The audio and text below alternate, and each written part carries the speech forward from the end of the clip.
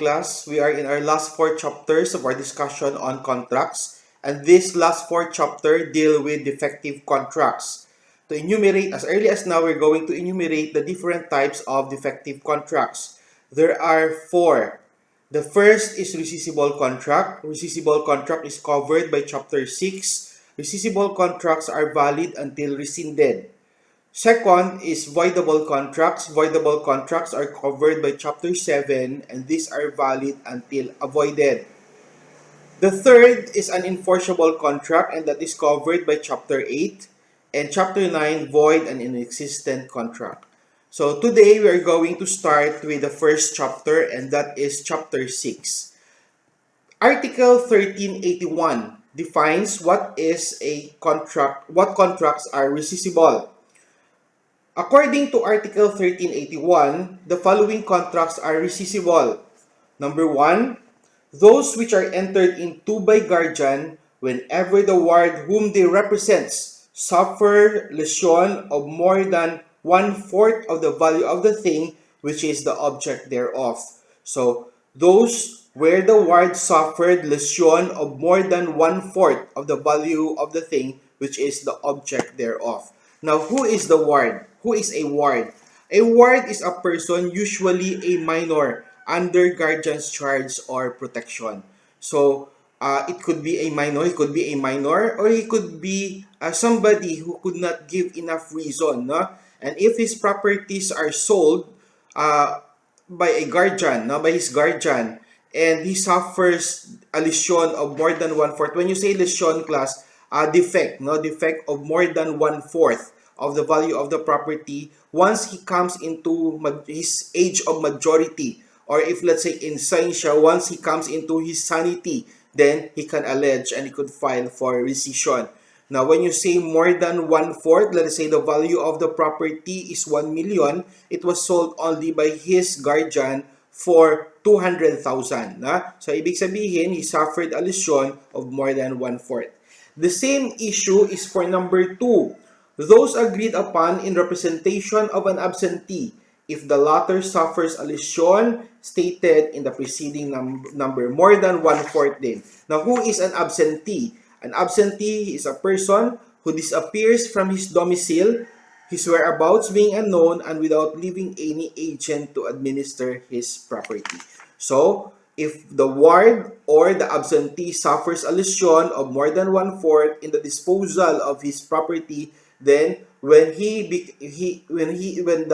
the minor comes into the age of majority or the absentee becomes present, then they could allege rescission. No, they could ask for rescission of the contract because they have suffered a lesion of more than 1/4. They have suffered inadequacy in price of more than 1/4 of the value of the property.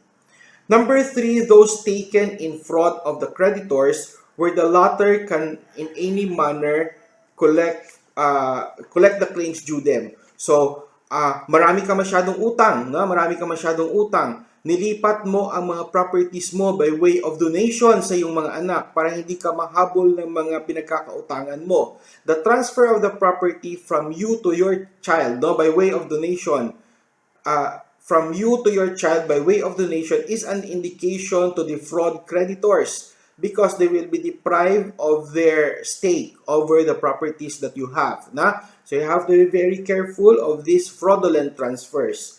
Number 4, those which refer to things under litigation if they have been entered into by the defendant without the knowledge and approval of the litigants or by the competent judicial authority. Ginakaso ang isang property, ang isang bagay. Ang ginawa mo, ibinenta mo, and the parties concerned were not informed, neither did they give their consent, or hindi ka rin nagpaalam sa korte. The sale, the disposal of the property which is subject to litigation is again subject to, could be rescinded. No? The transaction could be rescinded. Number 5, all other contracts declared by law to be subject to rescission. Now, what is rescission, by the way, class? That is defined in Article 1380. So, babalik tayo sa 1380 from 1381. No? Contracts validly agreed upon may be rescinded in cases established by law, and these cases are enumerated in Article 1381. So what is rescission? Rescission, as contemplated by Article 1380 of the Civil Code, is a remedy granted by law to the contracting parties and even to a third person to secure the reparation of the damages caused to them by the contract. Reparation of damages caused by them of the contract, as when in our example a while ago, the ward suffers lesion or the, inadequacy in price of more than one-fourth of the value of his property. Then he could ask for rescission in order that he could redress his wrong. Sorry, class. Now, what is the effect of rescission? Rescission has the effect of unmaking the contract or its undoing from the beginning and not merely termination. So as if walang nangyari. No? It's not termination, but it is undoing of the contract from the very beginning. Rescission. You will be freed from the liability. Later, we will discuss the difference between rescission and annulment. So suffice it for now to say that in Article 1381, this enumerates the different instances where contracts are considered rescissible, and rescission would mean the undoing, the unmaking of a contract or the undoing from the very beginning and not merely termination. The rescission creates an obligation to return the object of the contract. Okay, so take note of those items, class, na?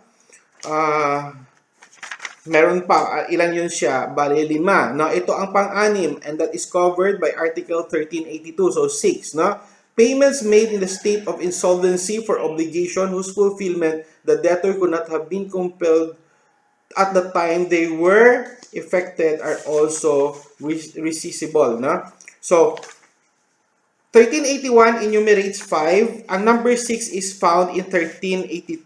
Those payments made in the state of insolvency to whose fulfillment the debtor could not have been compelled at the time when they were effected are also rescissible. Now, class, what is insolvency? No? In American jurisprudence, we call this bankruptcy. This is the state where the court declares a person to be incapable of managing his assets because his his obligations exceeded his assets. So in order to protect the creditors, no, and in order to give that person a chance to start anew, usually the court declares that person insolvent. In a state of insolvency, class, he is given the privilege to freeze the payment of his assets.